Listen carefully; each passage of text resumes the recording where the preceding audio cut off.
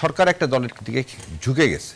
Election engineering কেন করা হচ্ছে? আপনি কাউকে একজন এমন মর্যাদা মানে এমন একটা ভাইব তৈরি করতে চাচ্ছেন যে সেই ক্ষমতায় সেই আগামীর প্রধানমন্ত্রী। লেভেল প্লেইং ফিল্ড মানেটা কি? জামাত শিবির ছাড়া ঘরের ভিতরে আপনি চলেন, আপনাকে দেখাতে ওখানে হিন্দুরা কাজ করে। ইঞ্জিনিয়ারিং করলে তার ফল কখনো ভালো হবে না।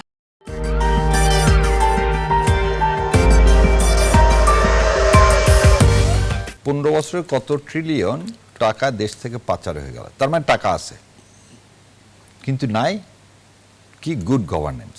আর একটা জিনিস দেখেন যে আজকে জামাত ইসলাম বলছিলেন যে হেলথ সেক্টরে 6 থেকে 8% অফ দ্য বাজেটের খরচ করা হবে। আপনি তারপর আরেকটা জিনিস বলছেন চার্জ উইথড্র করা হবে কোথায় থেকে? গ্যাস, ইলেকট্রিসিটি এবং পানি থেকে, ওয়াটার থেকে। আমি এই দুইটা নিয়ে একটু কথা বলে দিই আপনাকে। গত 23-24 অর্থ বছরে, খালি 23-24 অর্থ বছরে ক্যাপাসিটি চার্জ দেওয়া হয়েছে। ক্যাপাসিটি চার্জ মানে বিদ্যুৎ কুইক রেন্টাল যেগুলো আছে সেগুলো বিদ্যুৎ ন্যাশনাল গ্রিডে দিক আর না দিক তাদের বছর শেষে একটা টাকা দিতেই হবে। সেই টাকাটা দেওয়া হয়েছে প্রায় 30,000 কোটি টাকা এবং গত 15 বছরে 1 লাখ কোটি টাকার বেশি খালি ক্যাপাসিটি চার্জই দেওয়া হয়েছে। কন্ট্রাক্টে ছিল বিদ্যুৎ দিলে টাকা পাবেন, না হলে পাবেন না, সেখান থেকে সরে আসলে।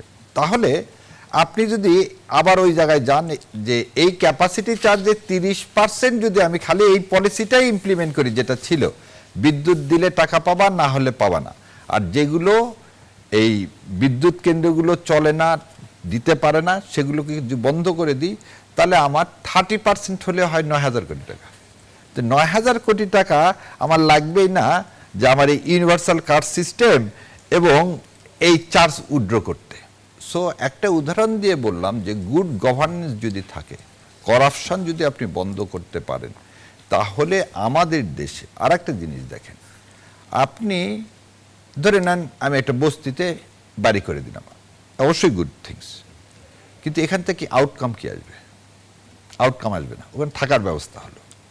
কিন্তু আপনি যদি 5 লাখ স্টুডেন্টকে 10,000 টাকা করে দিচ্ছেন যে তুমি বিকাম এন্টারপ্রেনার এবং 5 বছর পর তুমি কি করবা? সেই টাকাটা ফেরত দিবা, যেটা ইউকেতে আছে কি যত গ্র্যাজুয়েট আছে সবার উপরে লোন ক্রিয়েট করা হয় যে তুমি যেদিন ইনকাম করা শুরু করবা তখন সরকারকে পে অফ করে দিবা। এই টাকাটা এই কারণেই দেওয়া হয়, this is an investment, so that ও বুঝতে শেখে যে আমাকে টাকাটা ফেরত দিতে হবে। সো তার মধ্যেও একটা দেশের প্রতি কিছু করার একটা টান তৈরি হবে। স্বপ্ন দেখানো হচ্ছে বা রাজনৈতিক দলগুলো যে প্রতিশ্রুতি দিচ্ছে, ক্ষমতায় গিয়ে যে সেই প্রতিশ্রুতির বাস্তবায়ন করবে, যদি না করে এর দায় কে নেবে? কিংবা জবাবদিহি নিশ্চিত কোনো কার্যকর ব্যবস্থা আছে কি? অবশ্যই, কারণ আপনি হচ্ছে ভোটই হচ্ছে জবাবদিহি ব্যবস্থা। এবং আমার কাছে যেটা মনে হচ্ছে এবারে বাংলাদেশ জামাত ইসলাম যেভাবে আজকে ইন্টারকন্টিনেন্টালে করলেন, এইভাবে বোধহয় গত মানে আমি তো দেখিনি 53 বছরে এইভাবে একদম সেক্টর বাই সেক্টর কিভাবে করা হবে, খালি না টাকার উৎসটাও কোথায় থেকে আসবে সেটাও যেভাবে এক্সপ্লেন করে দেওয়া হলো, সেটা বোধহয় আমি আগে দেখিনি। সো আমার কাছে এবার মনে হয় যে এই কথাগুলো ওনারা বললেন, যদি ওনারা না দেন, বারবার সরকার পরিবর্তন কেন হয়? কথা দিয়ে কথা রাখতে পারেন না বলেই তো সরকার পরিবর্তন হয়। আপনি একটা স্বপ্ন দেখান কিন্তু সেই স্বপ্ন মিথ্যা স্বপ্ন হয়ে যায়। সেজন্য দেখেন 5 বছর পর পর মানুষ কিন্তু সরকারকে পরিবর্তন করছে।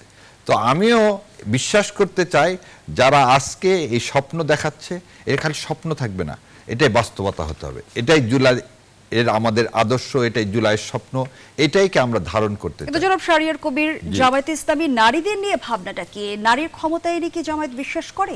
কারণ আমরা তো কোনো নারীকে মনোনয়ন দিতেও দেখিনি। আচ্ছা, এই প্রশ্নটা দেখেন, নারী সেগমেন্টটা ছিল আজকে এখানে কিন্তু নারী সেগমেন্টটা ছিল এবং নারীকে কিভাবে ক্ষমতায়ন করা হবে, নারী এই দেখেন একটা আলাদা কর্মসংস্থান ব্যাংক খালি না। আমি যে কথা বারবার সবাইকে বলছিলাম যে প্রতিটা উপজেলাতে আপনি একটা করে পলিটেকনিক করেন, রাদার দ্যান ইউনিভার্সিটি এক্সপান্ড করার চেয়ে পলিটেকনিক করেন, তাহলে আপনার স্কিল ওয়ার্কার আসবে। ঠিক সেরকম দেখেন নারী ক্ষমতায়নের জন্য ইডেন আর কাকে, বদরুন্নেসা, এই দুটো কলেজকে এক করে সর্বপ্রথম পৃথিবীর সবচেয়ে বৃহৎ মেয়েদের বিশ্ববিদ্যালয় করার ঘোষণা কে দিয়েছেন? জামাত ইসলাম আজকে দিয়েছেন। তো নারীকে যদি ক্ষমতায়ন করতে না চান এবং এই যে 5 লাখ গ্র্যাজুয়েট, এখানে কিন্তু ছেলে মেয়ে সবার কথা বলা হয়েছে, এখানে খালি ছেলের কথা বলা হয়নি। এবং মাঠ দিয়ে ওখানে যে সুন্দর করে উপস্থাপনা করছে, আমার ধারণা এটা সবার দেখা উচিত যে নারীকে কিভাবে ক্ষমতায়ন করতে চাওয়া হচ্ছে।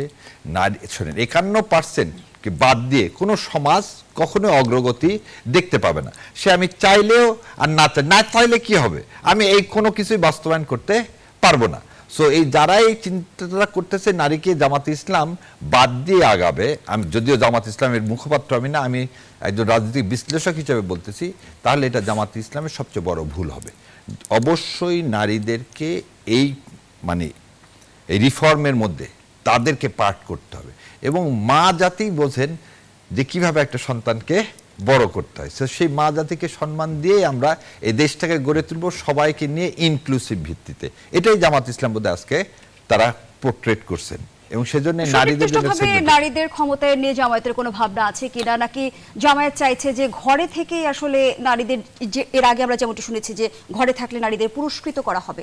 আচ্ছা, প্রশ্ন হচ্ছে আজকে কিন্তু ওই জন্য বললাম ওটা দেখার কথা বলছিলাম, সবচেয়ে বেশি কর্মজীবী মেয়েরা বাংলাদেশ জামাত ইসলামের সাথে সংযুক্ত। আপনি যদি দেখেন যে আজকে বিশ্ববিদ্যালয়গুলোর যে ভোটটা হলো, সেখানে দেখেন নারীদের পার্টিসিপেশন দেখেন। সো এটা কথার কথা, ঘরে বসিয়ে রেখে আপনি একটা লোক চাকরি করবে আর সবাই বসে থাকবে, এটা দিয়ে আর যাই হোক আজকের এই 20 শতাব্দীতে কোনো সমাজ ব্যবস্থা চলতে পারে না। সৌদি আরবে দেখেন সমস্ত মেয়েদেরকে কি চাকরি দেওয়া হয়েছে না, মেয়েদেরকে গাড়ি চালানোর ব্যবস্থা করা হয়েছে না। যখন আপনি জেদ্দা বা রিয়াদে নামবেন দেখবেন ইমিগ্রেশন অফিসার সব হচ্ছে মেয়ে, কাতারেও একই অবস্থা। সো আপনি একটা সেক্টরটা বের করতে হবে। আজকে আপনি যদি বিমানবন্দরে একটা কথার কথা বলছি, ওখানে ইমিগ্রেশনে সব মেয়েদেরকে বসান, আপনার সমস্যা কি? যেখানে মায়েরা মেয়েরা মোর সুইটেবল আপনি সেখানে দেন। এখন তো রাজমিস্ত্রিও মেয়েদেরকে দেখা যাচ্ছে, আপনি সব জায়গায় আছে। সো এখানে আপনি আলাদা করার কোনো সুযোগ নাই। কিন্তু আমাদের কথা হচ্ছে স্কিল যে ওয়ার্কার, সেই ওয়ার্কারটা আমাদের দেশে নাই, সেটা মেয়ে বলেন আর ছেলে বলেন। এবং এটা করার জন্য জামাত ইসলাম সবার জন্য একই প্ল্যাটফর্ম তৈরি করে রাখছে, আলাদা করে বাসায় রেখে দিবেন। আর 5 ঘন্টার কথা বারবার যেটা বলা হয়েছে, আজকে তো সে কথা বলা হয়নি, আজকে তো বলা হচ্ছে যে চাইবে সে অবস্থানটা সুযোগটা তৈরি করা। যদি কেউ চাইবে না 5 ঘন্টা কাজ করবে, তাহলে কি আগের অবস্থান থেকে জামায়াত ইসলামী সরে আসলো? না, আগের অবস্থা আবার বলে দিচ্ছি, গভর্নমেন্টকে কি গভর্নমেন্ট জবে পার্ট টাইম সিস্টেম আমাদের এখানে নাই। জামাত ইসলাম ওই কথাটা বলছে, জামাত ইসলাম যদি কোনোদিন যায় ক্ষমতায়, তাহলে মেয়েদের জন্য পার্ট টাইমের ব্যবস্থা করা হবে। আর একটা জিনিস দেন, মাতৃকালীন ব্যবস্থার কথা বলছে, শিশুদেরকে এবং যারা 60 বছরের ঊর্ধ্বে তাদের স্বাস্থ্যসেবা ফ্রি দেওয়া হবে। কেমন করে দেওয়া হবে? সো এই যে নিউ কনসেপ্টগুলো, আমার মনে হয় মানুষকে আজকের এই অনুষ্ঠানের ভিডিও ক্লিপ সব জায়গায় আছে, বিশেষ করে নারীদেরকে দেখা উচিত। নারীর যে এতক্ষণ যে আমরা যেটা আলোচনা করছিলেন, আমার বিজ্ঞ আলোচক আমাদের তিনি বলেছেন যে নারীর ক্ষমতায়ন, নারীর ক্ষমতায়নের প্রথম প্রশ্নটার নাম হচ্ছে সিদ্ধান্ত গ্রহণের ক্ষেত্রে নারীর অংশগ্রহণ কতটা। আপনি নারীকে কতটা ফিডব্যাক করলেন, নারীকে কি দিলেন, এটা প্রশ্ন না। সে কিভাবে বাঁচবে, সে কি করবে, তার সিদ্ধান্ত গ্রহণের প্রশ্নে তার ক্ষমতা কি। আপনি দেখুন, বাংলাদেশকে যদি আপনি বিশ্বাস করেন একটা আমরা ডেমোক্রেটিক ট্রান্সফরমেশনের দিকে যাচ্ছি, গণতান্ত্রিক উত্তরণের দিকে যাচ্ছি, তাহলে পার্লামেন্ট হবে আমাদের সকল সিদ্ধান্ত এবং নীতি গ্রহণের কেন্দ্রবিন্দু। তো এই নীতি গ্রহণের কেন্দ্রবিন্দুতে আপনি নারীকে আপনি 1% নারীও, মানে একজন নারীও আপনি দেন নাই। বিএনপি যখন 237 আসন দেয়, তখন 13 জন নারী, 13টি আসনে নারী, দেশনেত্রী বেগম খালেদা জিয়া মৃত্যুবরণ করায় সেখানে 10টি এসছে এবং আর বাকি এটা আসার সময় ছিল না। তো সেই ক্ষেত্রে এই মুহূর্তে যেখানে নারীর অংশগ্রহণ পার্লামেন্টে মনোনয়নপ্রাপ্ত নারীর সংখ্যা জামায়াতে ইসলামে 0, সেই ক্ষেত্রে অন্তত বিএনপির 10 জন আছে। তো আপনি প্রথম নারী কোথায় বসবেন, তিনি শুধু সন্তান লালন পালন করবেন, তিনি কিভাবে চলবেন, এই সিদ্ধান্ত জানানোর রাইট তো, অধিকার তো তার আছে, আপনি এই অধিকারটা দিবেন। তিনি রাজমিস্ত্রির কাজ করবেন, বললেন যে রাজমিস্ত্রির কাজও করছে এখন মেয়েরা, তিনি রাজমিস্ত্রির কাজ করবেন না এইখানে এই যে আমাদের সঞ্চালকের কাজ করবেন, এই যে কৃষি সেক্টরে যে তারেক রহমানের যে বক্তব্যটা, কৃষকের উন্নতি হলে শহর গড়ে উঠবে, নগর গড়ে উঠবে। আমি আপনাকে বলি, আমরা যারা ঢাকা এই যে নগরে বসবাস করেন যারা, এদের সন্তানরা তাকায় অস্ট্রেলিয়া, আমেরিকা, কানাডা, লন্ডন, কিন্তু গ্রামের যে কৃষকের সন্তান সে তাকিয়ে থাকে ঢাকা, সিলেট, হবিগঞ্জ। ধন্যবাদ জানাচ্ছি। এদের টাকায় নগর গড়ে উঠে, শহর গড়ে উঠে। আমি মনে করি কৃষিকে সর্বোচ্চ গুরুত্ব দেওয়া উচিত, স্বাস্থ্যকে সর্বোচ্চ গুরুত্ব দেওয়া উচিত। কৃষি কার্ড, স্বাস্থ্য কার্ড এবং ফ্যামিলি কার্ড, ধন্যবাদ জানাচ্ছি। এই তিনটা আজকে বাস্তব জায়গায় আসছে। এটা আজকে যে নাটকটা গত 15 বছরে করা হয়েছে, যে কি নাটক, দাড়ি টুপি থাকলে স্বাধীনতা বিরোধী, তারপরে কি যে ইসলামের পক্ষে কথা বলবে, যার বাড়িতে কোরআন শরীফ পাওয়া যাবে সে হচ্ছে কি উগ্রবাদী। এই যে রাজনীতি, এই যে একটা মাদ্রাসায় কি করা হলো, গুম করে ফেলে দেওয়া হলো ছেলেকে, নাটক করে দেওয়া হলো, অনেকগুলো ককটেল পাওয়া গেছে, একটা ককটেলও নাই। এই যে নাটক, এগুলো তো মহাসচিব সাহেব জানেন, উনি তো এর ভুক্তভোগী। আমি জানি না উনি কেন এই কথাগুলো বলে ভোট কি এতে আদৌ পাবে। আমার মনে হয় সম্মানিত মহাসচিব সাহেব এই জঙ্গি নাটক, কল্যাণপুরে 8-9 জনকে হত্যা, গুম কমিশনের রিপোর্ট এবং জাতিসংঘের রিপোর্ট বা মুগ্ধদের রক্ত, এগুলো বোধ তার সামনে থেকে চলে গেছে, না হলে তিনি এই ধরনের কথা বলতে পারতেন না, যেটা অনাকাঙ্ক্ষিত, এবং তার এই ধরনের বক্তব্য পরিহার করা উচিত। এবার আপনার কাছে আসি, এই বক্তব্য কেন পরিহার করা উচিত বললাম, যে সরকার একটা দলের দিকে ঝুঁকে গেছে। ইলেকশন ইঞ্জিনিয়ারিং কেন করা হচ্ছে?